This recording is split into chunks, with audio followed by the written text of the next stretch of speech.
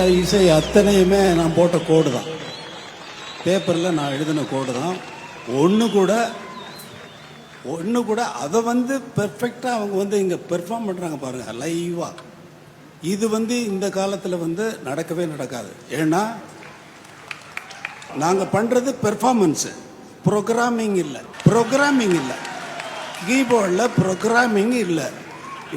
ஒரு கலைன்னா அங்கே ஒரு பெர்ஃபார்மன்ஸ் இருக்கணும், இல்லைன்னா அது உயிர் இல்லாததாகிடும்.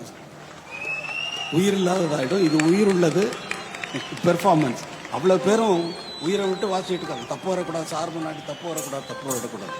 ரெக்கார்டிங்கில் வாசிச்சதை விட இங்கே ரொம்ப கேர்ஃபுல்லாக வாசிக்கணும். ஏன்னா ரெக்கார்டிங்கில் தப்பு வந்தால் கூட நாங்கள் திருப்பி எடுத்துக்கலாம். இங்கே தப்பு வந்தால் அவ்வளோதான், தப்பு தான்.